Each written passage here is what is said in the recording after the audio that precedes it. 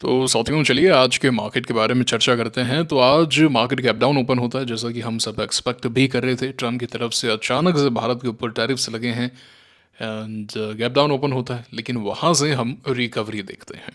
और रिकवरी ऐसी आती है कि प्रीवियस डे के हाई को आप रिक्लेम कर लेते हैं।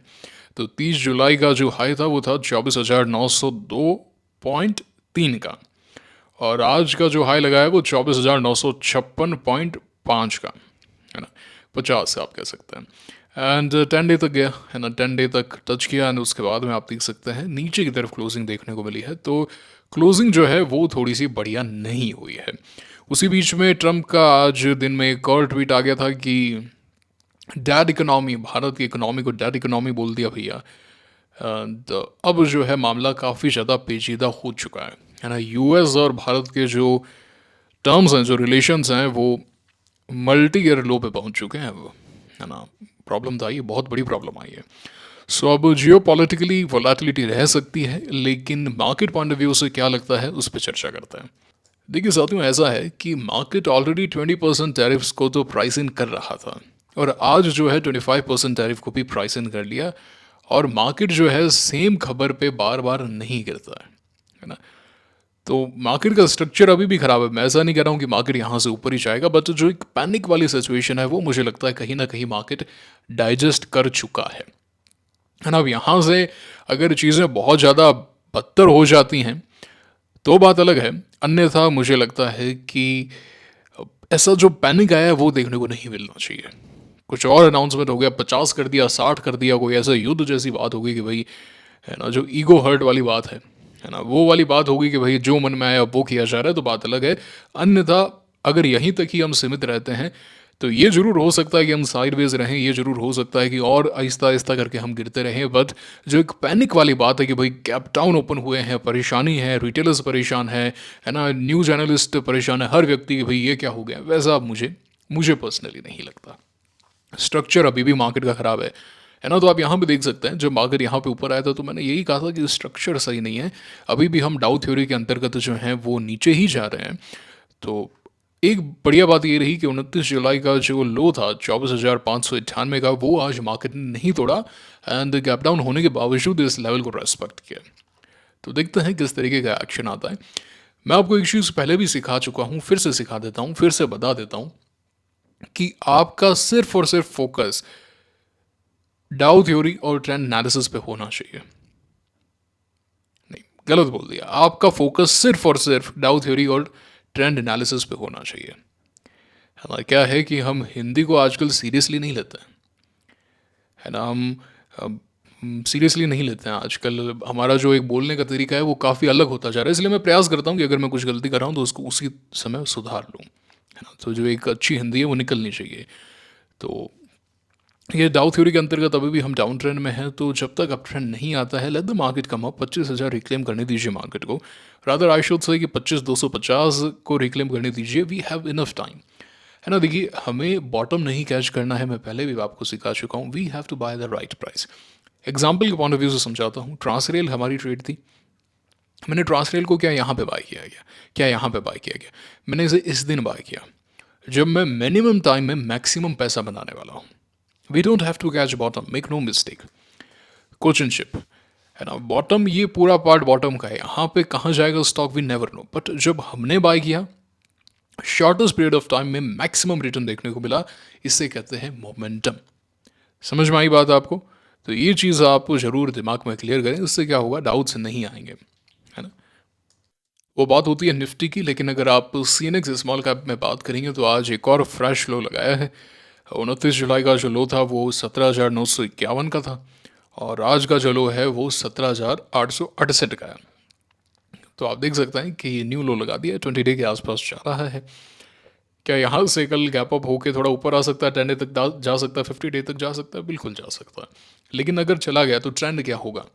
अपने आप से सिर्फ एक ही सवाल पूछें कि अभी ट्रेंड क्या है, you will get the answer.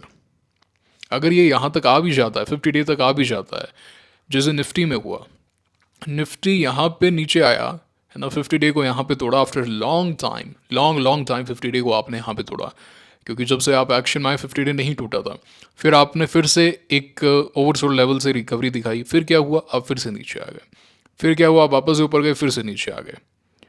तो अगर एक का 2 दिन का ऐसा एक्शन आ भी जाता है तो आपको ये समझना है कि ट्रेंड क्या है, क्या ये सैलून राइज है क्या।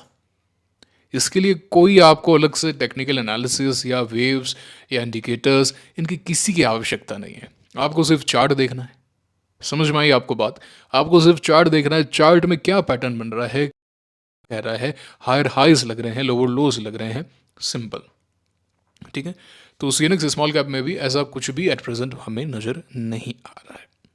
अब चलिए कुछ एक स्टॉक्स देख लेते हैं। आज मैंने स्कैन नहीं किया, इनफैक्ट इस पूरे हफ्ते मैंने स्कैन नहीं किया, और ये काफ़ी समय के बाद में है कि मैं स्कैन नहीं कर रहा हूँ। अब मैं समय दे रहा हूँ, और ये चीज़ आपको नहीं करनी है, आपको डेली स्कैन करना है, डेली देखना है। वो एटलीस्ट 250 से 300 चार्ट तो ज़रूर देखें, इससे आइज़ ट्रेन होंगी। ठीक है ना, मैं वो फेज़ पार कर चुका हूँ, तो इसीलिए मैं थोड़ा सा अब समय बाकी चीज़ों को दे रहा हूँ, but you don't have to miss it. और अच्छे मार्केट में तो कभी स्कैनिंग बंद करनी नहीं है। अभी स्ट्रक्चर ख़राब है तो इसलिए मैंने पर्सनली कर रखा है ना। तो एलन अच्छा लग रहा है, एलन का चार्ट अच्छा है ना, बहुत अच्छा चार्ट है एलन का। Fit goes above 595। See what a volatility है यहाँ पे भी ना, काफ़ी हाई वोलेटिलिटी है। Black book chart is good.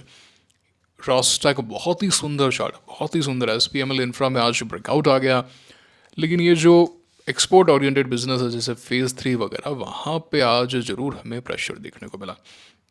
तो जो एक्सपोर्ट करते हैं उनकी तो दिक्कत आ चुकी है। अब पावर इंडस्ट्रीज आप देख सकते हैं, नंबर्स पे ऊपर था, अब इतना आ गया। तो मैंने कल भी आपको ये बोला था कि अभी हमारा फोकस ये डिसाइड करने का है कि वो कौन से स्टॉक्स हैं जो अर्निंग्स पे अच्छा परफॉर्म कर रहे हैं, उसके बाद में एटलीस्ट होल्ड अप कर रहे हैं, गिर नहीं रहे हैं, वोलेटिलिटी शो नहीं कर रहे हैं। अब जैसे अपार है, इतना ऊपर गया, अभी भी ठीक है, अभी भी खराब नहीं हुआ है, but 8% down is very high volatility. ठीक है, स्टार में ये हुआ, मयूर यूनिकॉटस में हुआ, स्पोर्ट किंग नॉन स्टॉप गिर रहा है, हाईरेक्ट ठीक है, अभी तक कोई ऐसा दिक्कत नहीं है, इतना ऊपर गया था तो मार्केट वोलेटाइल है, ये सब चीज़ें होंगी। IGIL नंबर्स पे इतना ऊपर था, आज इतना गिर गया।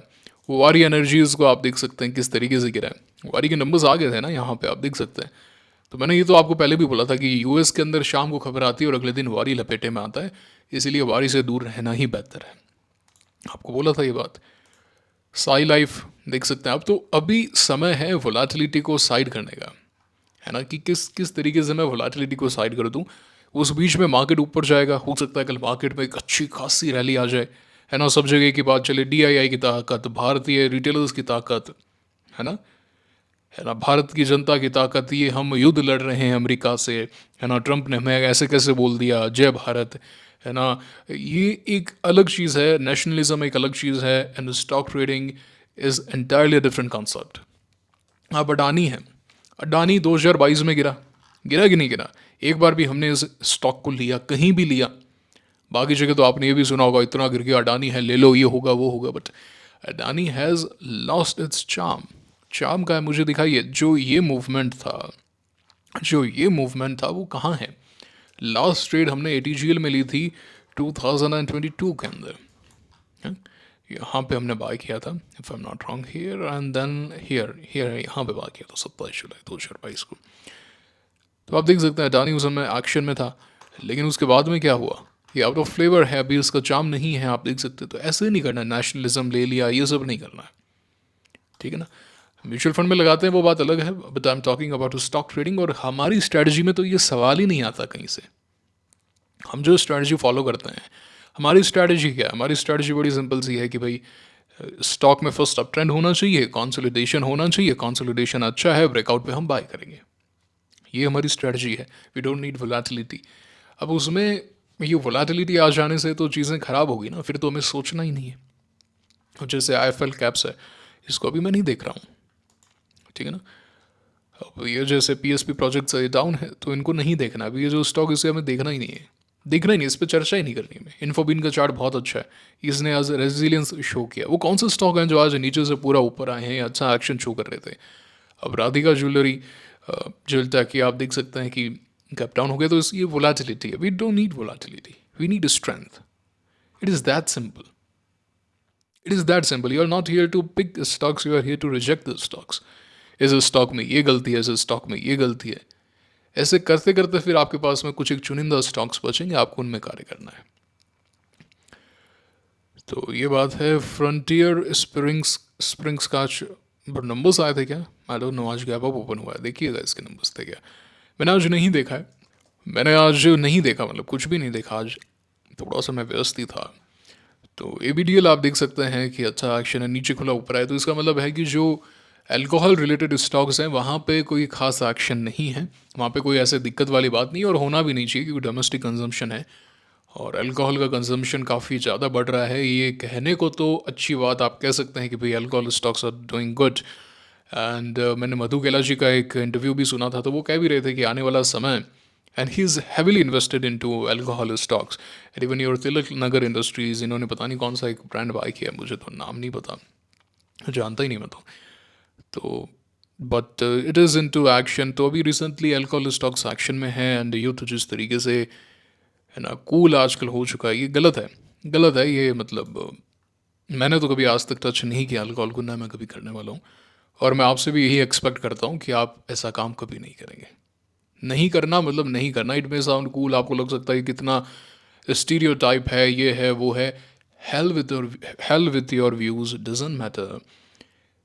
आपको जो रिजल्ट है, जो डिफरेंस है, वो आने वाले कुछ सालों में अपने आप पता चल जाएगा, है ना। सो मुझे ऐसा लगता है आने वाले समय में एक क्लीन लाइफस्टाइल रहना ऐसा होगा कि एंडेंजर्ड स्पीसीज हैं ये, तो बहुत चुनिंदा ऐसे लोग बचे हैं अब। जिस तरीके से अल्कोहल का प्रमोशन हो रहा है, ठीक है, अब स्टॉक्स हैं वो बात अलग है, but I personally don't approve it. तो मैं आपसे भी यही एक्सपेक्ट करता हूँ, मैं आपको पहले भी बता चुका हूँ, है ना, never ever consume it, never ever, okay. तो सैनोरस जो है ये चार्ट अच्छा लग रहा है ना, ये इसमें आज अच्छा रेजिलियंस शो मिला है। रैलिस इज गुड, आप देख सकते हैं 10 डेज से रिकवरी आई है। वारी इज़ नॉट लुकिंग गुड, तो इसका मतलब ये है कि डोमेस्टिक कंजम्पशन वाले स्टॉक्स जैसे कि पारादीप फॉस्फेट्स अभी ये नीचे से पूरा ऊपर आ गए। इन्फोबीन्स नीचे से पूरा ऊपर आ गया। एक्मे सोलर का चार्ट अच्छा नहीं है, मैं आपको पहले भी बता चुका हूँ। मनोरमा का चार्ट अच्छा नहीं है। आधार हाउसिंग फाइनेंस का चार्ट अच्छा नहीं है। जैक्सन पाल का चार्ट अच्छा है, आज इसने रेजिलियंस शो किया है। तो अभी हमारा काम क्या है? हमारा काम ये है कि जो स्टॉक्स अच्छा परफॉर्म कर रहे हैं, नहीं गिर रहे हैं, रेजिलियंस शो कर रहे हैं, उनकी एक अलग वॉच लिस्ट बनाई जाए, ताकि जैसे ही मार्केट अच्छा हो तो हमारे पास में फोकस स्टॉक तैयार हो, एंड देन बस हमें अटैक करना रहे। पहले भी बता चुका हूँ, करेक्शंस जो है उनको सेलिब्रेट कीजिए। करेक्शंस जो आते हैं उनको सेलिब्रेट कीजिए। इससे जो बेकार स्टॉक्स होते हैं, जो है ना बस थोड़े से समय के लिए मोमेंटम में फिर गायब हो जाते हैं, वो स्टॉक्स आपकी नज़र से हट जाते हैं। जहाँ पे रियल में स्ट्रेंथ है वही आपके सामने रहते हैं। तो जिस तरीके से ह्यूमन लाइफ के अंदर भी, और इवन अगर मैं आपको स्पोर्ट्स एग्जांपल दूं, तो जो क्रिकेट है, क्रिकेट के अंदर खासकर टेस्ट क्रिकेट, तो जिसका माइंडसेट काफ़ी स्ट्रांग होता है, जिनकी टेक्निक काफ़ी स्ट्रांग होती है, जिनकी प्रैक्टिस जो काफ़ी स्ट्रांग होती है, मेहनत काफ़ी स्ट्रांग होती है, तो जब भी मैच फंसा हुआ होता है, जैसे टेस्ट क्रिकेट हो या फिर है ना कोई भी ऐसा मैच फंसा हुआ हो, तो वो निखर के आती है, उसका पता चलता है। उसी तरीके से मार्केट के अंदर, और इवन टेस्ट क्रिकेट का नाम यही है कि वो क्रिकेट जो आपके स्किल्स को, आपके मेहनत को, प्रैक्टिस को, तमाम चीज़ों को टेस्ट करे, माइंडसेट को टेस्ट करे, आपकी स्ट्रेंथ को टेस्ट करे, और उसी के साथ में आपकी हेल्थ को टेस्ट करे। सेम अप्लाइज है, सेम चीज़ डिट्टो यहाँ पे है कि जब भी मार्केट के अंदर प्रॉब्लम आती है, तो जो स्ट्रांग स्टॉक्स होते हैं वो या तो कम गिरते हैं, और जैसे ही मार्केट से प्रॉब्लम जाती है वो सबसे पहले ऊपर आते हैं। Demand and supply, demand and supply, कि उनमें डिमांड इतनी है कि जैसे ही मार्केट में करेक्शन आता है, तो जो फंड मैनेजर्स हैं, जो उस पर्टिकुलर स्टॉक के प्लेयर्स हैं, वो उस पूरी गिरावट को अपॉर्चुनिटी की तरह देखते हैं एंड बाइंग करते हैं, भयंकर बाइंग करते हैं, सारी सप्लाई को एब्जॉर्ब कर लेते हैं। और जब पैनिक की सप्लाई को एब्जॉर्ब कर लिया जाता है और स्टॉक ऊपर आ जाता है, तो उसके बाद की जो सप्लाई है उसको एब्जॉर्ब करना काफ़ी ज़्यादा आसान हो जाता है। एंड आफ्टर दैट, ये पूरे प्रोसेस के बाद में वी गेट द एक्शन। तो अगेन मैं आपको एग्जांपल दिखाता हूँ ट्रांसरेल का। तो आप देख सकते हैं कि ऑल्दो ये टॉप से 30-40% गिरा था और अच्छी बाइंग देखने को मिली। देखिए जब भी इसमें बड़ी प्रॉब्लम आई तो खास वॉल्यूम नहीं थे, पूरी बाइंग आ गई, गैप अप्स हो गए, फिर नीचे आया लो वॉल्यूम पे, फिर गैप अप हो गए, फिर अर्निंग पे ऊपर गया, गैप अप हो गए, फिर नीचे आता है लो वॉल्यूम्स पे, फिर यहाँ पे रेडी होकर ब्रेकआउट हो जाता है। समझ पा रहे हैं आप इस बात को? तो हमें वो स्टॉक्स ढूंढने होता है। एनीवेज, तो छंटनी कीजिए। अभी POCL आप देखिए किस तरीके से पूरी रिकवरी आई है, तो इसको यहाँ पे लेना नहीं है। क्यों नहीं लेना है? क्योंकि ऐसा हो सकता है कि जितनी डिमांड ऊपर जाने के लिए चाहिए वो नहीं है, या फिर सप्लाई अभी भी आ सकती है। So always wait for a consolidation, we need a consolidation. अगर कंसोलिडेशन नहीं है then you are buying at the random positions and you don't have to do that. Okay, Siemens का चार्ट देखते हैं, हमने डिस्कस भी किया था. एक और है ना, पावर इंडिया, हिताची एनर्जी. ठीक है, थोड़ा समय देना पड़ेगा इन सबको. Will have to give it some time. So let the dust settle down, let the market show its nature. अब देखिए तत्व चिंतन फार्मा, ये पूरा ऊपर तो आ गया बट इसमें अभी भी volatility. We need clean moves, simple है ना, no hocus pocus. You don't have to do that. Thyrocare clean move. देख पा रहे हैं आप यहाँ पे आज मार्केट के अंदर इतनी बड़ी गिरावट हुई, पूरा हड़कंप मच गया. थायरोकेयर में रत्ती सा भी फर्क पड़ा क्या? क्या कर रहा है ये स्टॉक? इसने प्रीवियस डे नहीं तोड़ा, इसने 10 डे का लेवल नहीं तोड़ा, इनसाइड रहा है आज. यहाँ पे अर्निंग्स पे कैप अप हुआ था. और क्या चाहते हो आप? और क्या चाहते हो? The stock is doing good, the stock is performing well. अगर मार्केट यहाँ पे सही होता, स्ट्रक्चर सही होता, तो ये यहाँ पे बाइबल स्टॉक था. बिल्कुल. शारदा क्रॉप कैम, बताइए आप, शारदा क्रॉप कैम में कोई दिक्कत नज़र आ रही है आपको? मुझे तो नजर नहीं आ रही. इस स्टॉक को फर्क ही नहीं पड़ा. आपका टर्म यहाँ पे 20 लगा देना, 40 लगा दे. इन सब चीज़ों के लिए आपको और कोई अलग एनालिसिस करने की आवश्यकता नहीं है. You just have to watch each and every chart. You just have to watch each and every sector कि क्या हो रहा है यहाँ पे. चार्ट खुद ब खुद आपको बताएगा. आपको बस चार्ट को सुनना है, पढ़ना है, वो मेहनत तो करनी पड़ेगी. ठीक है ना. तो मैं भले ही यहाँ पे स्कैन नहीं कर रहा, आपको डेली स्कैन करना है. विमता लैब्स, लोग बोलते होंगे, आई एम श्योर काफ़ी लोग बोलते होंगे कि डेली स्कैन करोगे तो फोकस हट जाएगा, ये हो जाएगा, वो हो जाएगा. पहले कुछ साल डेली स्कैन करो, डोंट मिस इट. है ना, वो डेली वो कार्य करना है, बोरिंग लग सकता है but you have to watch each and every stock. उससे स्पीड होगी, आईज ट्रेन होगी, उसके बाद में समय नहीं लगेगा. ये बहुत इंपॉर्टेंट है. पहले पहले बहुत घंटे लगेंगे. 1000 चार्ट देखना मामूली बात नहीं है. विमता लैब्स, तो इसमें अच्छा एक्शन है. बताइए इस स्टॉक को फर्क भी पड़ा क्या? ट्रम्प के एक्शन से फर्क पड़ा, आज और वॉल्यूम पे ऊपर गया.